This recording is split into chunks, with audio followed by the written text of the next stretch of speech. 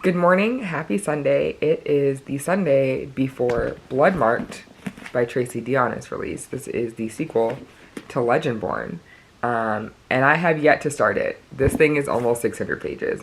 And I'm going to try and read it all today because I have no scruples. Just scrupulous.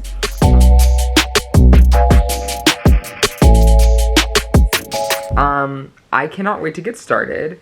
This is supposed to pick up right where we left off, which I guess if you haven't read Legendborn, please don't watch this video because it's going to be spoiler filled.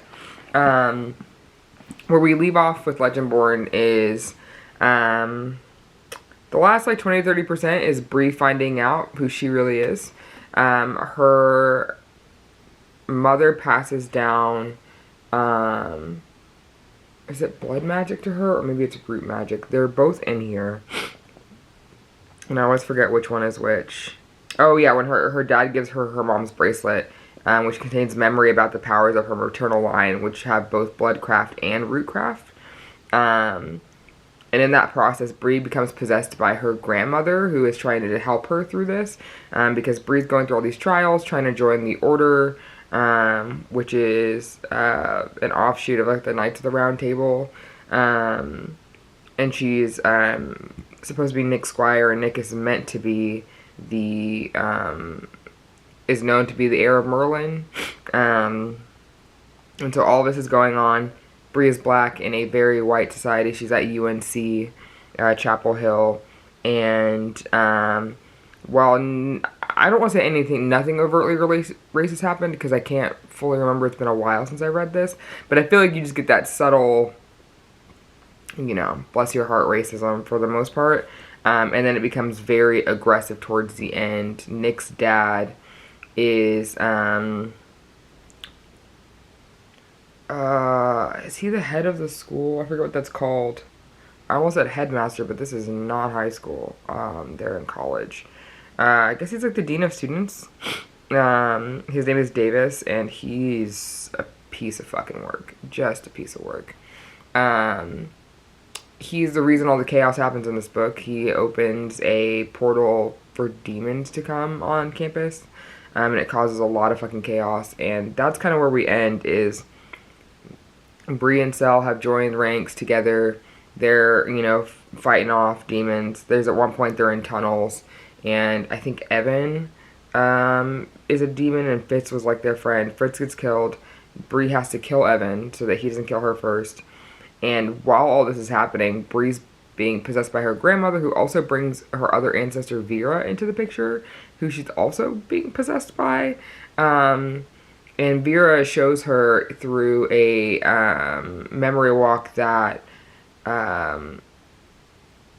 Arthur, or no, one of the heirs of King Arthur, impregnated Vera while she was a slave, which basically means the Arthurian line now includes Bree and her family. And so Arthur, in that process, awakens inside of Bree, which I guess is a thing that's supposed to happen to whoever the heir is when the time comes. And it happens for all of them. Merlin awakens inside of their heir, and then I forget the other names, but this is supposed to happen. But through all this fighting, a lot of Order members die, and we end with Cell is shape-shifting into shit. Nick awakens. Nick turns out to be the heir to Lancelot, not to King Arthur. And he's abducted by his dad, Davis, and his dad's Kingsmage, Isaac, who is this brute of a man.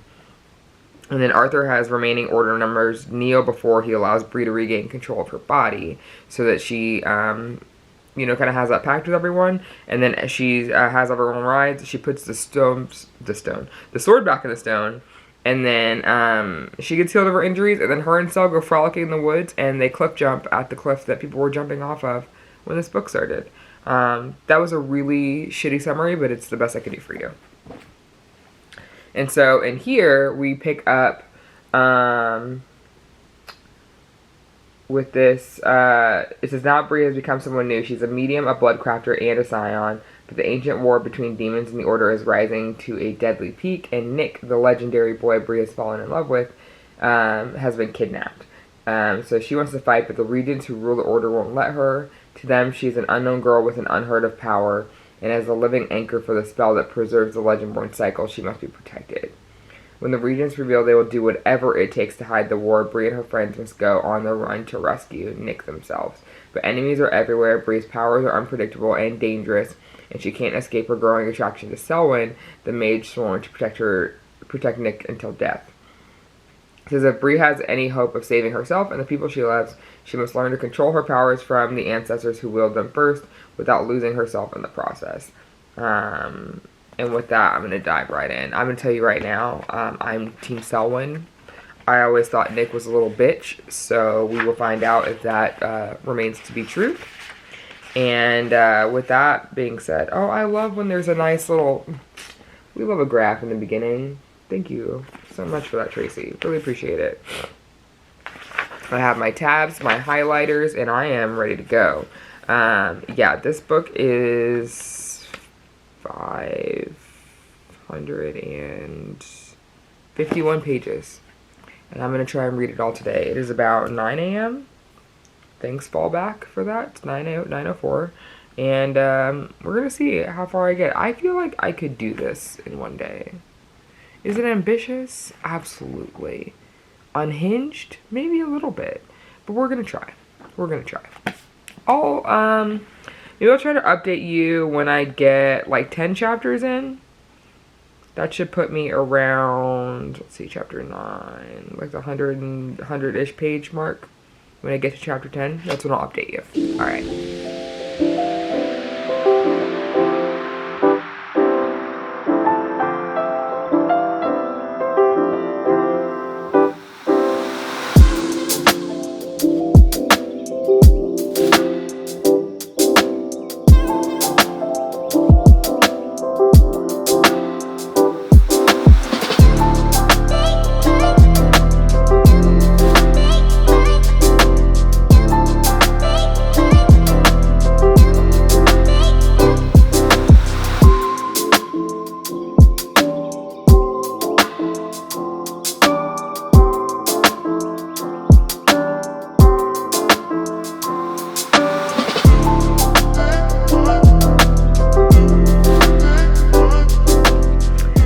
It's me again. I am back with an update. I am 9 chapters in. Like I just stopped at chapter 10, page 103. I appreciated how these first few chapters really remind us what happened in Legendborn, because I personally needed that. Due to my poor planning and execution, I did not have a chance to reread Legendborn before picking up Bloodmarked. I did read a couple of online summaries and things, but this is helpful. Also, the order is just on their bullshit, blaming Selwyn as usual, slandering my baby's name. I am not here for it at all. Brianna is struggling in every which way. She does not like to be controlled, which, I mean, who does? And she's just really struggling with that right now, and a lot of things are happening.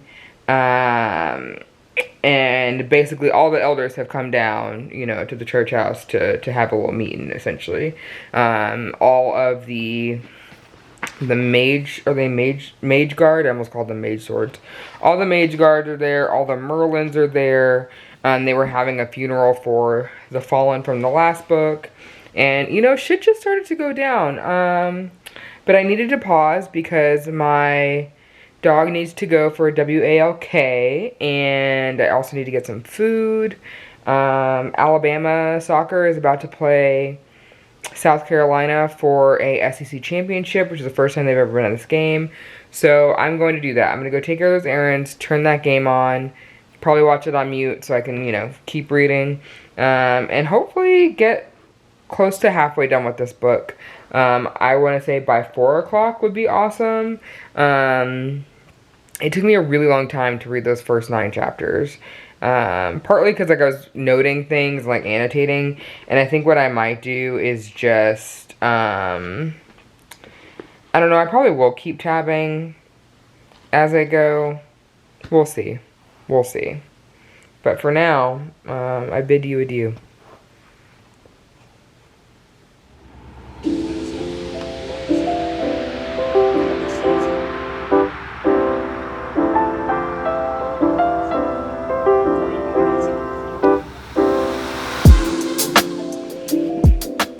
welcome to a sleepy afternoon. I am now 214 pages into Bloodmarked, and I'm really enjoying it so far. I really appreciate how action-packed it is, while also still having a lot of substance. Let's see if I can focus here. Here we go.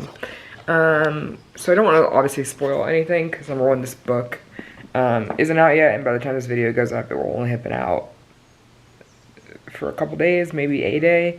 But here's what I will say. I really am enjoying, there are a lot of callbacks to, you know, Arthur in the past, Lancelot, and getting to see that and then correlating to what Bree is going through in present day has been very nice. I think that's something that I wished had been in the first book. So for me, Legendborn was only a 3-star read for me.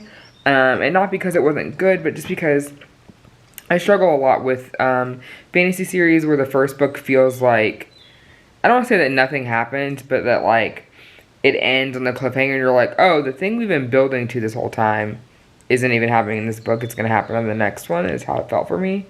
So this is, like, feels like where I wanted to be that whole time. And I'm just really, really enjoying the pacing.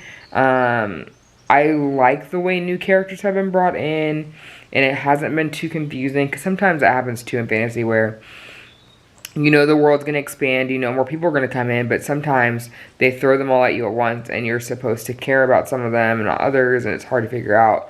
With this, it's been very, very obvious, and I really enjoy it. Honestly, it kind of reminds me a lot of, like a Star Wars-esque thing, specifically like in the newer ones where, people are also trying to figure out their methods and their whys, and you're like, can I trust this person? Can I not? And as new people come in, they're immediately at least important for a few scenes, and so you get to know them a little bit and try to figure out, you know, their motivations, while continuing on with the main story, which has been very nice. So, like I said, enjoying it so far. 214 pages in. There's no way in heck I'm going to finish it before bed tonight. I don't think. I don't know. That's another 5 hours from now. Maybe 6. We'll see. But I think I'm going to get really close. I think I will go to bed and have like 150 pages left in this book. That's my guess. Because sitting here on this couch is getting a little warm. I'm in a long sleeve, which would have been fine for yesterday, but it's actually in the 70s today, and the sun is just beaming against my window, so I'm cooking right now, and I'm primed and ready for a nap. So I'm going to try my best to stay awake and keep on pushing. Hey, what's up? Hello. Remember how I said I was going to read some more? I don't remember where I updated you on the last clip. I'm on page 258, and I am calling it. There's no way I'm finishing this today.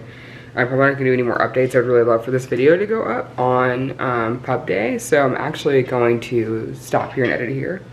I'm loving this so far. I'm going to keep reading. I desperately need an audio copy, so I pre-ordered it on Libro, and I'll probably finish it that way and do a simultaneous read and physically and listening, because my brain is struggling with this tiny ass font and rereading like paragraphs over and over again. And it's not because I'm not interested, it's because I'm literally either losing my place, or when the scenes where she's flashing back into Arthur's memories and they're speaking in like old Welsh and things, and that's like literally typed out and then the translation next to it, I'm just struggling with it. But I don't want that to deter me, obviously, for finishing, because it's so worth it. It's so good. And I actually really love those pieces. I just know that, like, my best way of consuming that is audio. And so that's what I'm going to do, so I can continue to love this book.